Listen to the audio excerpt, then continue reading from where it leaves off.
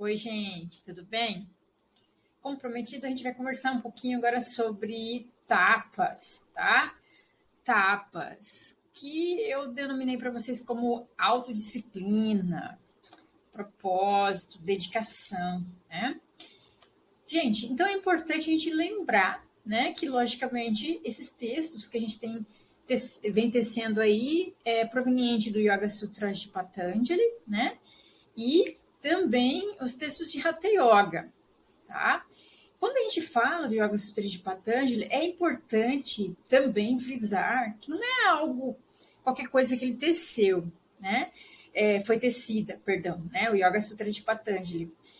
Patanjali, segundo a professora Flávia Bianchini, né, em seus textos que a gente encontra no livro do professor Martins, tá lá, ela vem dizendo, né, por meio de vários estudos e argumentos de vários outros estudiosos, né, que é meio incerto a origem, né, há contradições, controvérsias sobre datações, né, quem foi o Patanjali e a datação da construção dessa sistematização composta por ele, né. Para nós aqui, pelos textos, né, que a gente leu a partir da professora, né, ele poderia ter sido um gramático, um escritor, né? E o professor Tales traz essa noção de um narrador. E o que ele traz para nós, a partir dos niyamas, das observâncias, do que se deve fazer, é bem interessante, porque não é algo, como eu disse, solto, né? É uma tessitura de uma filosofia aí muito bem amarrada, né? Então, veja bem, a gente conversou a princípio sobre o niyama, que está direcionado para uma limpeza espiritual, corpórea, né? Espiritual. Trabalhando aí, logicamente, respiração, né? Para uma estabilidade mental e transpor isso, né? Transbordar isso. E da mesma forma, a gente também falou um pouquinho sobre o contentamento, sobre o esfriamento, né, por meio de práticas, compreensão desse indivíduo dentro de uma sociedade, né, mas, sobretudo, a habilidade de direcionar-se para uma qualidade, né, o chamado guna satívico, né, então, sair de uma característica mais rajásica, né? E agora a gente vai falar um pouquinho mais sobre o aquecimento, sobre tapas, né? E veja bem, então não é algo solto, né? Tem um direcionamento de tapas aí para mobilizar algo que está inércia, parado, né? E sair, portanto, de tamas para algo um pouco mais rajásico, e isso dar direção para algo satívico. Né? Então, não é algo aleatório. Ele tece um texto proveniente, trazendo outros textos anteriores a ele, de uma forma muito bem inteligível, bastante sofisticada. Né? E que para nós é interessante trazer para o tapete, que isso reverbere para a nossa vida social, né? Mas de uma forma bastante singular, né? Mesmo sendo coletiva também, logicamente, tem algo que transborda do singular aí, e que pode ser compartilhado, né? E pactuado a visibilidade de algo comum, né? Entre as pessoas que praticam. E essa noção de uma prescrição psicofísica, né, não é algo que vai ficar igual para todos. Né? A gente vai sentir na pele, a gente vai observando como é que o nosso corpo, a nossa mente, respiração, né, e o nosso estado espiritual aí vai reagir, né, vai coadunar, digamos assim, com a experienciação de tapas, né? Então, tapas, a gente vai falar de uma autodisciplina extremamente sofisticada, tá? E que a gente vai ver algumas questões assim bem delicadas em que é de interesse do neoliberalismo, né? E a gente toma cuidado, né? Que o que o neoliberalismo coloca como uma virtude, né? De uma forma distorcida, para o yoga é um obstáculo, tá? Então, aqui a gente só enfatiza, né, que essa autodisciplina, a dedicação, né, o propósito também aparece nas versões mais recentes do Hatha Yoga como uma disciplina, né? E aí vai, logicamente, que reverberar com as outras 9 niyamas destacadas, né, pelo Hatha Yoga, que não é muito detalhado, né, mas que para a gente tem uma coerência aí para esse estado de mover em direção a uma característica mais satívica, né, mas esse momento mais tamásico, mais parado, mais mórbido, né, é necessário um movimento, né? E o aquecer em tapas tem esse propósito. Então, tapas é uma palavra sânscrita que deriva de tap, que significa tornar-se ardente. O termo usado para dizer chama ou brilho, que é semelhante a tejas, que vem da mesma raiz. Ou seja, na palavra tapas, temos embutido a ideia de luz, de calor, de fogo ou radiância, símbolo que nos lembram a importância de motivação ao realizar quaisquer ações. Tá? Isso é bem interessante. Só que a gente tem que tomar atenção aqui, tá? É o clarão, é o calor, que denota grande energia, de uma transmutação aí psicossomática, né? Que produz, por meio de disciplina, muitas vezes faz sentir uma sensação de calor. Então, durante as nossas práticas, ou é esse processo de direcionar pensamentos, ações, né? A maneira de falar, isso gera uma mobilidade de calor nesse processo, né? Em corpo-mente, né, tem essa composição, digamos, que vai transmutar em algo que leve uma consciência superior, ou seja, algo mais espiritual. Só que, como muitas vezes o professor Danilo Foglieri e outros professores importantes aí do yoga, né, principalmente do Hatha Yoga, eles falam que as pessoas acabam distorcendo isso, né? Principalmente, por exemplo, vai fazer uma prática de pranayama, algum kriya, de limpeza, de uma forma agressiva, né?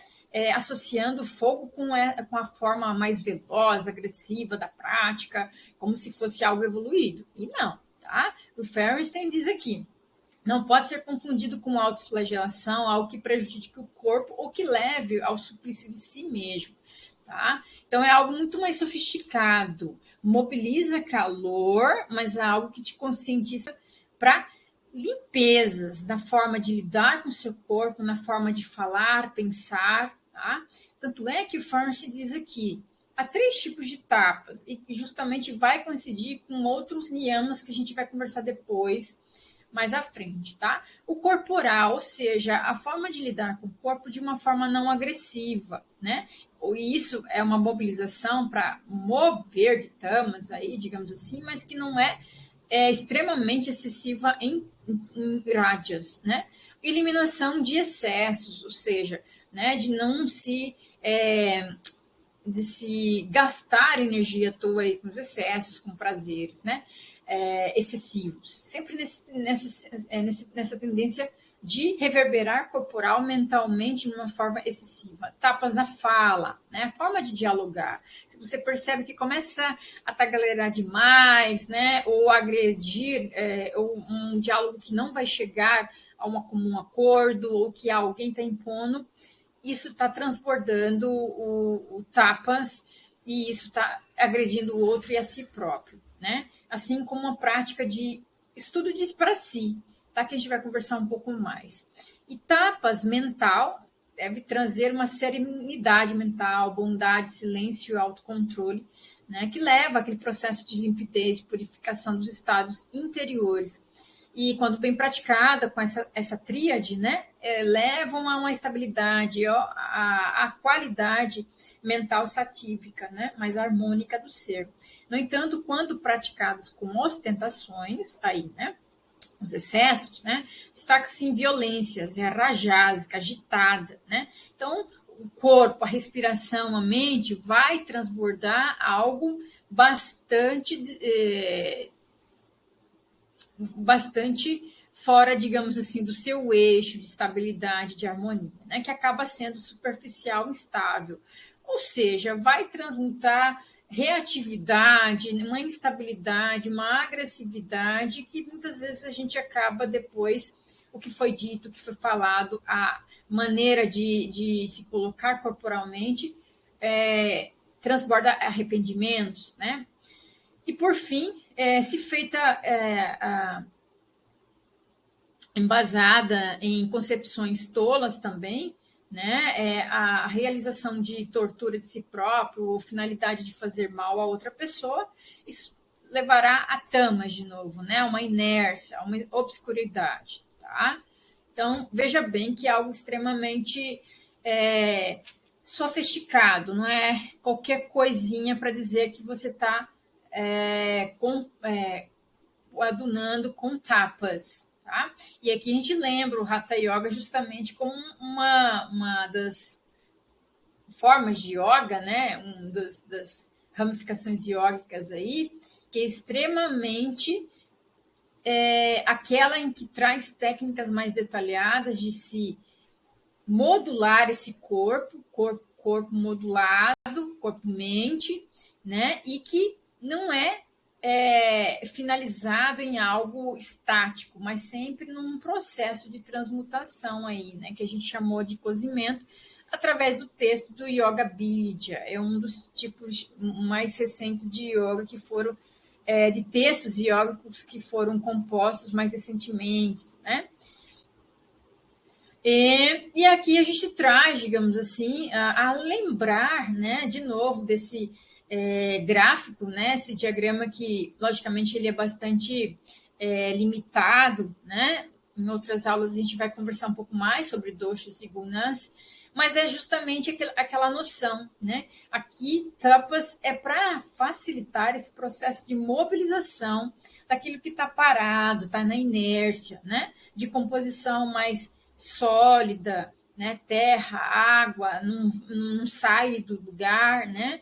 Então, a qualidade mental, as escolhas de interações levam a algo mais mórbido, parado, um looping vinculado ao prazer ali e que não transborda e não leva a algo mais além do que aquilo, né? Num cultivo de prazer e sofrimento, repulsas a esse prazer e sofrimento em que não leva a algo mais luminoso, digamos assim, algo que coadune com possíveis interações que potencialize esse ser, né? Fica só ali naquele processo de degradação, tá? E não sai do lugar.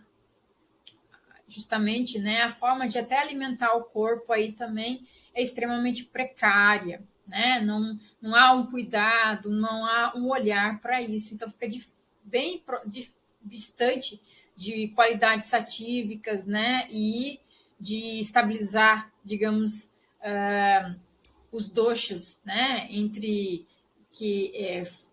composição de água e terra, fogo e água, ar e espaço. Isso aí está bastante confuso, tá? E, logicamente, que a gente transborda isso em práticas, né? São prescrições, como eu repeti, né? Várias vezes, e que a gente vai no processo sentir no corpo, perceber na mente de uma forma singular e que no coletivo algo pode ser comum a todos. E é interessante esse processo do coletivo também, justamente para mobilizar, né? Nessas trocas, no ouvir, no silêncio de escutar, para escutar o outro, né? Essas trocas podem levar a transformações de um coletivo, né?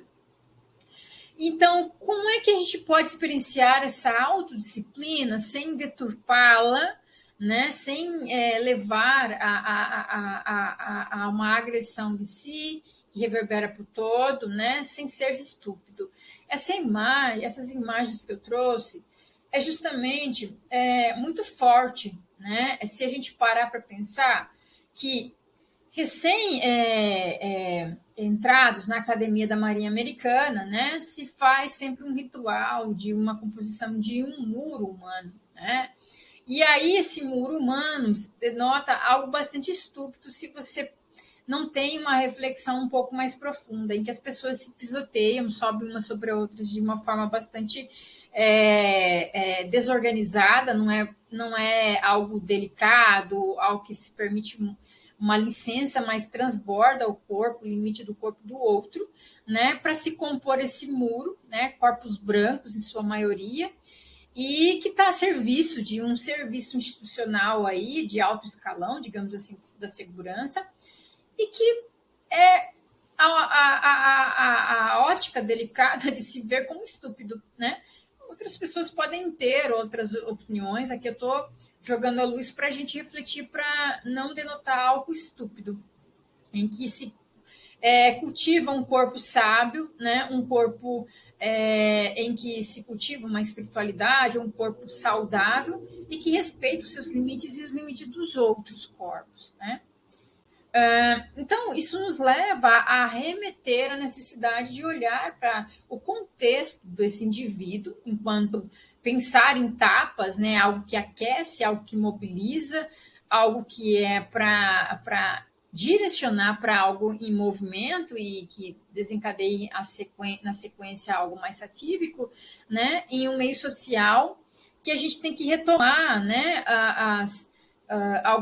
alguns momentos do texto do Byung-Chul Han, né, e outros pensadores que eu trouxe dessa vez, que a gente está num contexto neoliberal, né, em que as pessoas, nessa noção de que precisa de tapas, né, elas estão sobre o comando do externo, elas estão muito extrovertidas, e isso direciona o quê? Pessoas mais manipuladas, né? Ou seja, o regimento é uma heteronomia e não uma autonomia que vem de dentro, né? Há uma constante externalização do ser, ou seja, em constante distração, busca de loopings de prazer aí, né? E que não sabe lidar com o fracasso, portanto, se recolhe em solidões, em muitos casos se colocam como fracassados, portanto, em um processo de depressão, né? E não é uma tristeza passageira, né? Procrastinam, não desafiam, não se coloca em um coletivo, né, para resolver as problemáticas, né? As interações, portanto, são superficiais, fragmentadas, praticamente uma natureza, é um cultivo de uma natureza morta, né? Justamente porque se coloca a praticidade de consumir algo muito mais fácil, né? E que se descarta. Portanto, as relações são descartáveis também. Há uma desatenção do processo como um todo, do que está acontecendo ao redor. Justamente esse afastamento leva as pessoas a cultivarem uma bolha mesmo, né? Bom, para contribuir com essa noção neoliberal aí, para pensá-la, a gente retoma o grande professor Paulo Freire, né? Que sempre nos seus textos das pedagogias, principalmente ele vem falar sobre do oprimido, né? E que depois ele, em um pequeno livro, um pocket, ele vai trazer a noção da relevância da pedagogia da autonomia, né? Uma interação professor-aluno. Né? Mas nessa noção de autonomia aí, é uma pessoa que incorpora o seu dia a dia e que sente na pele, né? Conscientemente, a partir de uma leitura de mundo, o quanto isso atinge a maneira de se portar nesse mundo, né? E dessas escolhas, das suas limitações, e mesmo que, diante de esforços que essa pessoa realiza, algo não é alcançável, justamente porque precisa de uma transformação social, que sozinho não se liberta, e sim em um grupo, né? Então, de uma forma um pouco mais próxima dessa realidade nossa digital, o Freire transborda nas palavras da Helena Vieira, que é uma feminista, e que traz uma noção muito semelhante a essa noção do Paulo Freire, quando ele justamente diz que quando o oprimido ele não tem, né, consciência de si, ele acaba se coadunando com as ideias do opressor, ele quer ser o opressor. E no nosso dia a dia, o que a Helena Vieira vem estudando, né? A caricatura do luxo em pílulas de prazer, ou seja, aquele que não tem acesso a um mordomo, né? Ao prazer que as grandes figuras do dinheiro aí têm, né? Acaba se realizando nos pequenos momentos de prazer. O que seria mais ou menos isso? É se ludibriar, né, com a oportunidade que o Uber traz. Com um aplicativo, você tem um mordomo para te levar para onde você quer por baixo preço, né? E aí, a mesma coisa, a comida preparada, né? Então, esse luxo, né, leva as pessoas a ser justamente o que Paulo Freire diz, né? Ter como espelho, né, o luxo que o grande empresário tem e que essas pessoas lá da favela, né, ou da margem não teriam acesso e, de repente, tem esses pequenos pontos de prazer, né? E isso as pessoas se ludibriam com isso, né? Dá a impressão de que por algum momento eu tenho a oportunidade de ser importante, né? E acabam que a gente, nessa ilusão, a gente acaba alimentando uma rede muito grande aí de pessoas que ganham com isso, né? E que é bastante voluntário, né? A gente não está sendo forçado a utilizar o iFood, o Uber, né? E tem muitas pessoas por trás disso aí ganhando muito dinheiro, né? Então, é para a gente ter luz nesse momento de reflexão aqui, para saber em que ponto a gente está, né? Para a gente praticar yoga, praticar tapas, né? Então, até o momento de descanso, que a gente tinha falado um pouquinho, né, em outro momento, do contentamento e tudo mais, para esfriar, a pausa, aqui, para o neoliberalismo, a pausa, o descanso, é algo também extremamente captado. O sono é captado, o descanso é captado, cooptado, na realidade, para que outros trabalhem por trás. Então, é importante a gente não ter remorso, mas ter a consciência de que quando a gente descansa, há muitas pessoas trabalhando. Aqui eu coloquei uma fotocinha de pessoas muito bem vestidas, muito orgulhosas do seu trabalho, né? Mas a gente tem que pensar em pessoas que estão trabalhando de uma forma extremamente menos remunerada, de um valor bem menos remunerado, né? E que trabalham o dobro, o triplo para que pequenos empresários possam descansar, né, e gozar das suas férias, etc. Tá? Então é para a gente refletir aqui, tá? É muito legal a gente ter esse olhar um pouco mais amplo, né? De que composição que é a nossa vida atual, né? De pequenas pílulas de prazer que nos ludibriam, tá? O descanso que não é descanso para todo mundo, certo? Então, é importante, igual a Stacey Garran traz o texto, né? Que é importante reconhecer que existem privilegiados, né?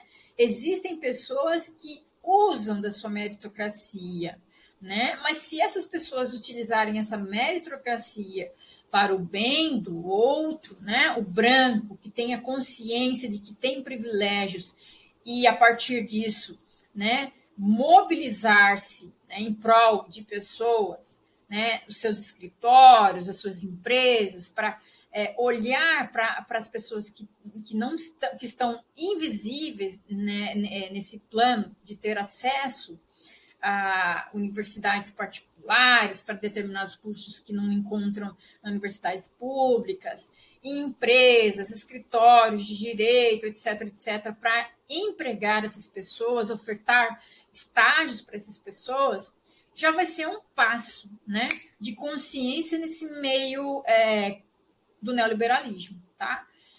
Porque não adianta a gente falar que que o negro precisa se esforçar. Não é o suficiente, gente. A gente sabe que tem que ter pelo menos uma base para a gente poder dizer que tem condições para essa pessoa poder ter oportunidade de avançar na sua vida profissional, tá? E ter o mínimo de condições na sua vida pessoal, né? De condições básicas mesmo, de conforto, de uma estabilidade, segurança, para ser alguém, né, com direitos sociais efetivos, né? Então, o Byung-Chul Han fortalece essa questão que há uma crise importante dos sentidos, uma violência neuronal nesse processo, que a gente está sempre bombardeado aí por pequenas pílulas de prazer por meio do Instagram, Facebook, eu nem uso muito mais, por exemplo, né? Mas tem N outras plataformas e aplicativos que nos levam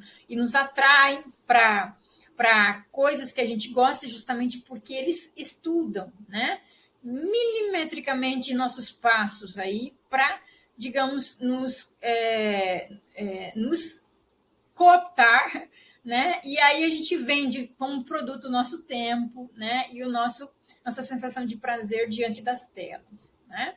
Então, justamente o que ele diz, né? A gente precisa reaprender uma gramática aí que coopta, né, o nosso corpo, nossa mente, de uma forma que a gente nem percebe, é extremamente voluntária, né, para a gente ser mais sensível ao que a gente está selecionando e escolhendo aí, ao que nós visualizamos, o que sentimos diante do que estamos visualizando. Por que a gente também tem que olhar de uma forma bem sofisticada para isso, né? Para a gente depois voltar a falar um pouco mais de tapas, né? Porque tudo isso vai sugando as nossas energias, nos deixando muito mais tamásicos, muito menos vitalidade. Lembrando que o Brasil, né, segundo pesquisas, é o terceiro país que é mais viciado em telas, gente, né? A noção de multitasking, multitarefa, né, nos leva a estar muito vítima, entrar numa esteira de vítimas da mente padrão, aquela mente em que dá atenção para vários pontos, portanto é algo extremamente superficial, que nos leva à esteira de ser emocionalmente reativos, portanto, temos mente reativa, um corpo também que vai absorvendo em suas camadas a reatividade de como interagir com o meio externo, porque o meio interno fica para depois. Portanto, gente, ser multitasking, tá? É algo extremamente não é algo que nos leva a ser evoluídos. É algo extremamente do mundo animal geral. E aí eu não estou depreciando os nossos parentes aí, digamos, felinos, né, os mamíferos em geral. Mas os felinos, aqui como exemplo, eram multitasking, são multitasking porque sempre precisaram estar reativo a algo que venha atacá-los, certo? Então, se pensa comigo, né? Eu estou aqui num monólogo, mas espero que vocês depois reflitam um pouco sobre isso. Nos dar de graça, digamos assim, o nosso tempo, nossa expressão de prazer, porque isso mobiliza hormônios, né? Para algo que nos leva a algo que é extremamente superficial, nos leva a coadunar com a reatividade, né? E isso a gente tem que deixar para o mundo dos animais, que precisam extremamente estar nesse processo de caça, atentos a tudo que os levam a perigo, né? E nós, como seres que temos momentos, logicamente, precisamos ser reativos, atentos a algo que nos leva a tentar e fugir, mas não ser digamos assim, a regra, né? Nós estamos vertendo para o multitasking e nos engrandecendo, achamos que somos multitask. Pelo amor de Deus, nós não somos multitarefas, tá? Apesar de que nós estamos aqui sempre lembrando, não tem como viver não tem como vivermos numa bolha. Esse meio neoliberal nos leva a isso, né? A dar importância a sermos multitarefa ou nos forçam a ser multitarefa diante de várias demandas. Não estou dizendo que de uma forma assim a criticar pessoas que precisam, né, diante da demanda, que são multitarefa, mas tomarmos consciência de que estamos numa linha que não é evolutiva, é de realmente nos tornarmos uma natureza morta, tá? Zumbis e vítimas desse meio. Então, não vamos nos colocar como engrenagem desse meio, sem saber que estamos diante de um processo que não nos mobiliza vitalidade, né? Nos dá momentos de pausa extremamente de uma forma que nos deixa na esteira da ilusão, né? Porque eu esqueci a palavra aqui. Mas estamos iludidos, né? Pensando que essas pausas que nos são dadas para a gente descansar. Não, é para a gente produzir mais e melhor, né? E quando a gente traz as ferramentas múltiplas do yoga, né? E aí a gente depois vai abrindo para essa noção de tapas, é para uma introversão, ainda que mobilize calor, uma prática de pranayama, os kriyas, né? As bandas mudras, é para a gente olhar para dentro, fechar os olhos. Essa pausa, essa interrupção é para os insights que nos vitalizam, mobilizam-nos desse meio que nos traga, né? O basta para essas interações que nos tragam, né? É uma contemplação para que sintamos a nós, né? Como o nosso corpo está reagindo, né? A essa arritmia, né? Esses movimentos frenéticos, né? Que vibra para fora de uma forma extremamente estridente, gritante, né? E que não contempla um silêncio para ouvir pulsos tão sutis, tão sofisticados do nosso corpo, né? Para que realmente possamos cultivar uma autonomia do sentir, né? Abertura para novas experimentações de si, para além do automatismo. Veja bem como realmente o yoga é uma resistência a partir de tapas, né? Então, gente, o que eu quero chegar a dizer para você como alerta sobre o tapete e que reverbera para o tapete. A nossa prática para ser favorável diante do mundo neoliberal, né, precisa nos permitir mobilizar a ação da inércia, né, do que nos leva a uma depressão, a nos sentirmos falhos, nos sentirmos envergonhados com a nossa incapacidade, entre aspas, diante daquele mundo ilusório que diz que a gente não está alcançando determinados patamares que são extremamente inalcançáveis. Então, a gente não ignorar o que está sentindo no corpo, na nossa mente.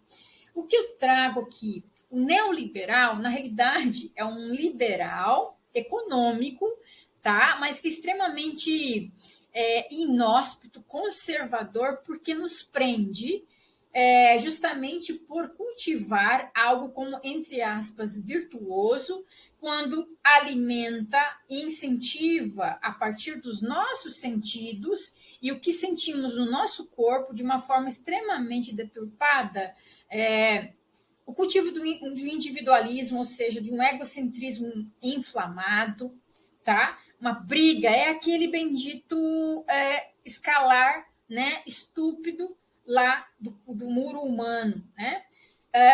Ter repulsa digamos assim, dos nossos ciclos, dos nossos fechares, das nossas mortes, né? A não pausar para isso, ou realmente mobilizar-se a partir disso, o momento do choro, o momento de sentir aquecido, da necessidade de um abraço.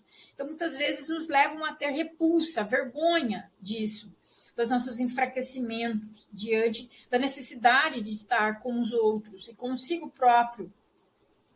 A estimular, digamos assim, o quanto a velar, né, os véus de Maia para a um ponto de confundirmos, ou seja, ignorarmos que determinados bens materiais ou situações de interações são impermanentes, a ponto de pensarmos que são eternas. Então, o neoliberalismo leva a que a gente cultive atitudes, pensares, atuar e falar de forma deturpada, ou interagir com coisas, com pessoas, relações, com o mundo, de forma que objetos sejam tratados como eternos, mas são impermanentes, são passageiros, tá? E isso nos leva a apego material,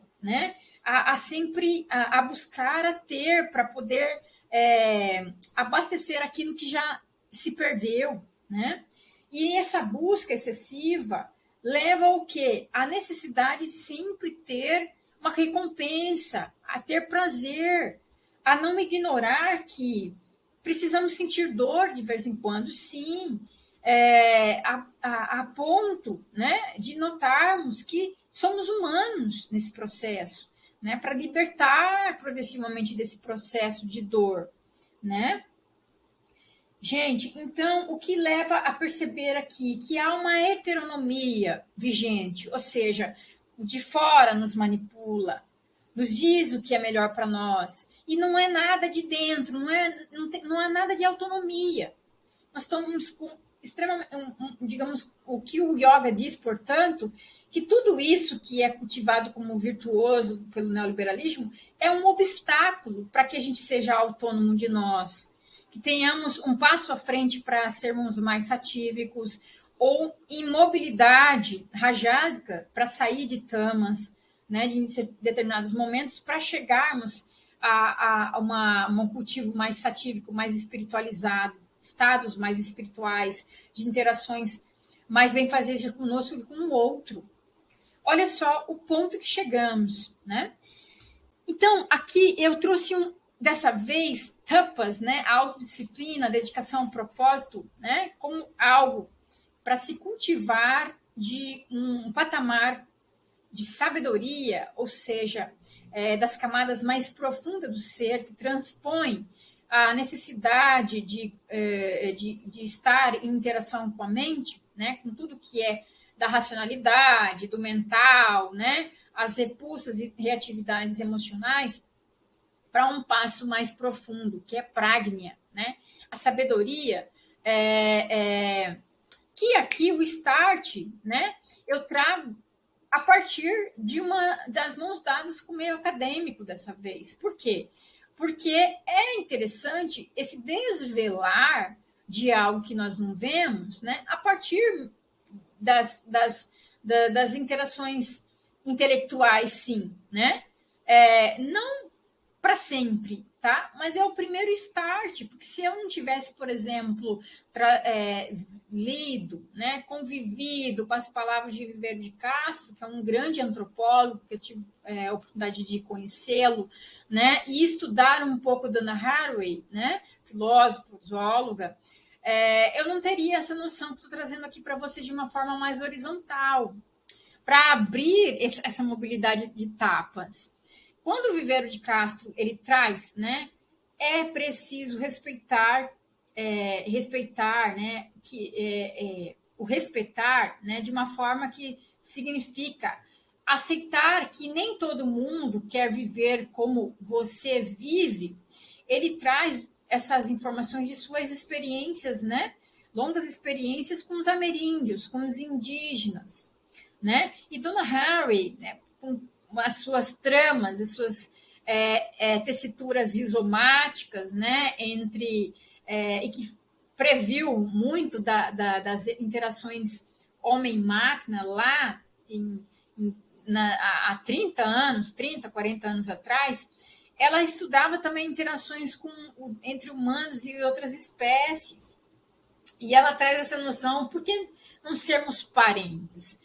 Parece ser ridículo aqui, parece, mas se a gente parar um pouquinho para pensar, a gente transborda essa noção de minha família, né, para se tornar mais sensível ao outro, que não é só o doméstico, não é o cão, o gato, os passarinhos que prendemos em nossa casa, mas termos um pouco mais de sensibilidade, né, para uma interação com árvores, né, outros animais que a gente, ao olhar, não são tão bonitinhos assim, né? E também olhar de uma forma mais grandiosa, né, para a resistência que há por trás da maneira como os indígenas tentam manter, ainda que o seu mundo tenha sido desmantelado, que é a maior forma de resistência vívida como a deles.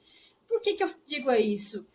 Para a gente olhar para um pajé, para um cacique, uma cacique, né, a sua sabedoria, a sua coroa, que da forma como é feita, ela é extremamente sustentável, um cocar, né? A interação é de união entre esse ser, né, que senta ao solo, de cócoras para parir. A gente rejeitou tudo isso através de tronos, cadeiras, né, o conforto. As suas lanças são com mínimos de utilizações de minerais já comprimidos, como ferro, né? Utilizam armamentos que estão em interação com a natureza. O consumo é extremamente pensando na sustentabilidade do todo, né? Compactua com preservação, compactua com a utilizar ou remover apenas o básico para manutenção, o ciclo da vida e morte continuar, a interação com o cosmos, né? A interação com a terra, com o ar, com todos os elementos de uma forma extremamente integrada. E nós rejeitamos isso. Por que não aprender com esses parentes, né? Que interagem com todos os outros de uma forma extremamente parental, né? O maior exemplo são os indígenas. Indígenas, eu falo também aqui uma forma de integrar também os povos africanos, ameríndios como todos os asiáticos, que também têm os seus reinos e reinados de uma forma um pouco mais integrada com a natureza. Mas não, nós ficamos ainda cultivando. E aqui, gente, não estou dizendo que vocês não possam ir, ou eu não possa ir à Europa, né, cultivar todas as belezas e história da Europa. Mas a gente transbordar um pouco disso, por que só a coroa nos remete a algo maravilhoso? Por que só o trono nos remete a algo maravilhoso? Porque só a espada, né, de Lancelot e a tábua redonda nos merece algo de poder e soberanos, castelos, né, extremamente reclusos em relação à sua população. Por que a gente não pega um pouco mais e não incorpora um pouco mais do que há de poderoso nisso, na resistência indígena? Que é muito belo. A noção transborda, né? É algo do sentir aí, vai para além dessa beleza da estética para se vender. Porque isso transborda o nosso dia atual, as nossas relações extremamente de que eu preciso impor ao outro.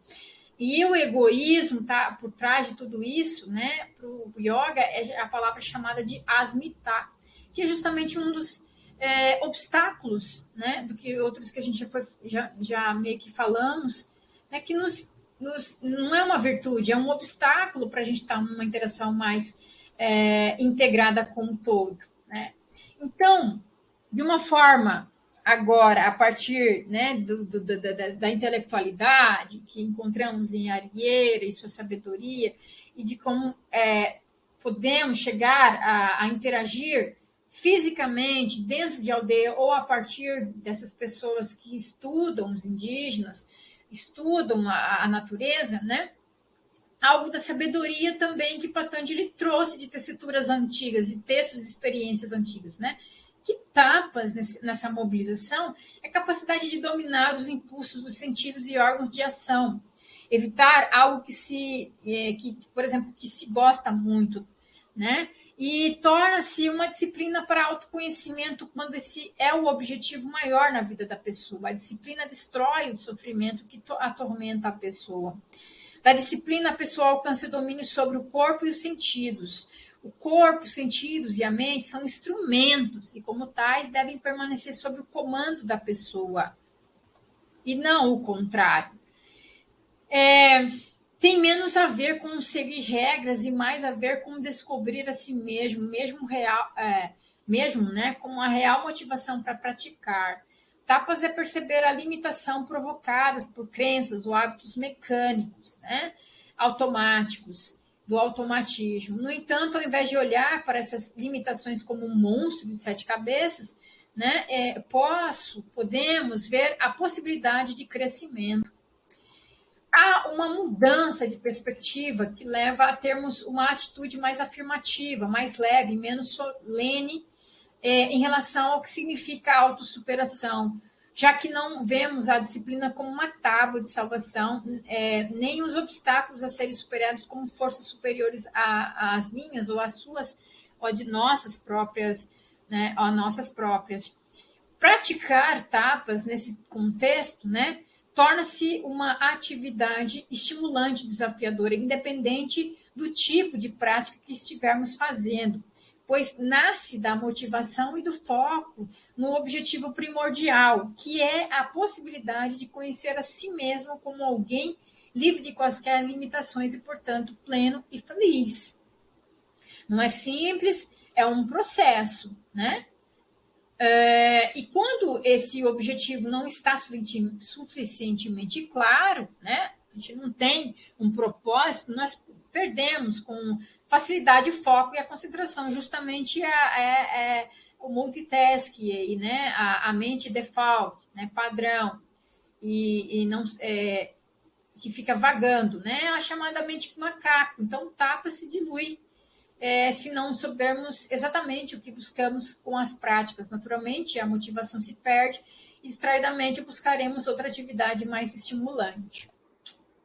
Bom, para finalizar, né, eu deixo de dica, logicamente, aqui o filme da Dira Paz, Pureza, que está num ramo muito mais terreno, tá? Mas mostra a sua autodisciplina, né, para ir atrás do seu filho em um momento extremamente inóspito, né, extremamente que nos permite refletir sobre uma realidade em que ela mesma assim cultiva uma disciplina de busca por 3 anos, né, e ao mesmo tempo